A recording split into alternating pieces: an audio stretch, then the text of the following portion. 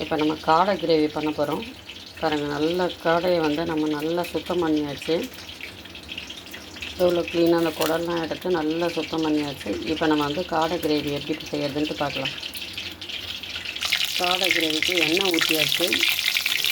நம்ம வந்து அரிஞ்சு வச்சுக்கிற வெங்காயத்தை போட்டுக்கணும். நம்ம வந்து இதை வதக்கணும்னா இஞ்சி பூண்டு விழுது போட போகிறோம். இப்போ நம்ம வெங்காயம் வதங்கும் போது நம்ம வந்து இஞ்சி பூண்டு விழுது போட்டுக்க போகிறோம்.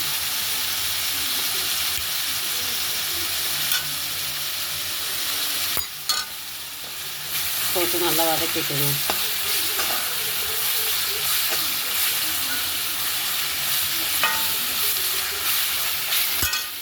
இது கூடவே மஞ்சள் தூள் போட்டுக்கணும்.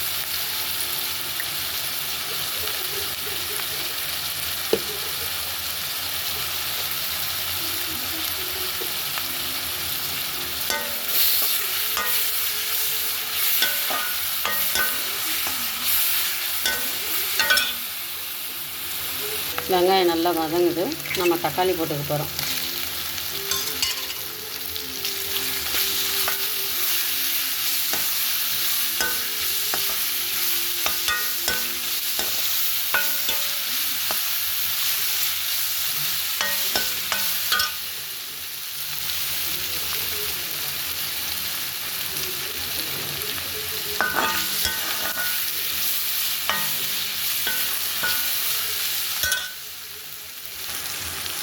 கருவேப்பிலை போட்டுக்கணும்.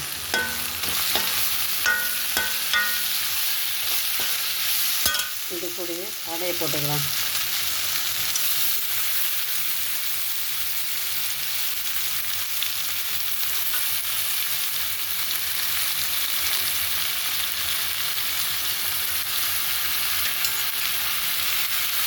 இதை நல்லா நம்ம வதக்குறோம். இப்போ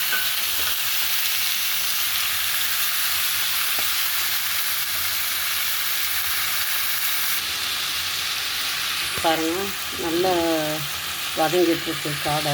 நம்ம வந்து மிளகாத்தூள், மஞ்சத்தூள், உப்புலாம் போட போகிறோம். இதில் ஏற்கனவே நம்ம உப்பு மஞ்சத்தூள் போட்டுட்டோம். நம்ம மிளகாத்தூள் ஊற்றி தான் இப்போ போடணும். குழம்பு மிளகாத்தூள் 3 ஸ்பூன் போட்டுக்கோங்க. வரமிளகாத்தூள் 1 ஸ்பூன் போட்டுக்கோங்க. நல்லா வதக்கிட்டு இதை நல்லா தண்ணி ஊற்றி மூடி போட்டு வேக வச்சு போடணும்.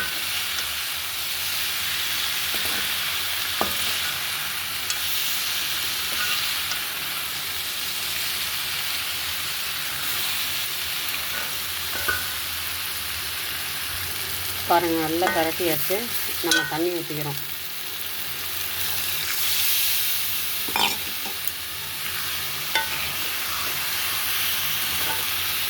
காடை மூழ்கிற அளவு தண்ணியை ஊற்றிட்டு நம்ம அதுக்கு வேண்டிய உப்பு போடுறோம்.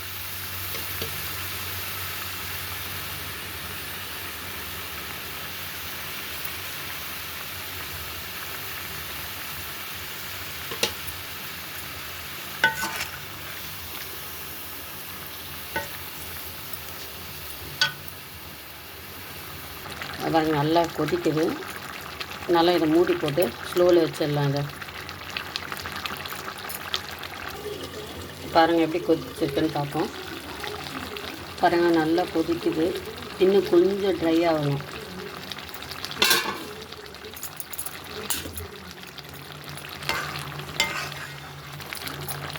இது நம்ம வந்து சுக்காவும் செய்யலாம். ஆனால் நான் வந்து இப்போ கிரேவியாக பண்ணியிருக்கேன். இது வந்து கிள்ளி போட்ட சாம்பார், ரசம், டிஃபன் கூட எடுத்துக்கலாம். ரொம்ப நல்லாயிருக்கும். நீங்கள் சுக்காவாக இருந்தாலும் ஓகே தான், மிளகு போட்டு பண்ணிக்கோங்க. இது வந்து கொஞ்சம் செமி கிரேவியாக இருக்கும்.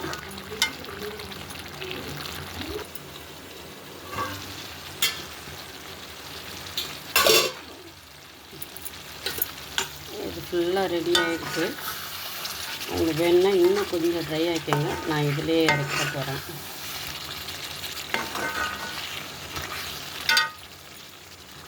இதே மாதிரி பண்ணி சாப்பிட்டு பார்த்து எப்படி இருக்குன்னு கமெண்ட் பண்ணுங்கள், ஷேர் பண்ணுங்கள். தேங்க்யூ.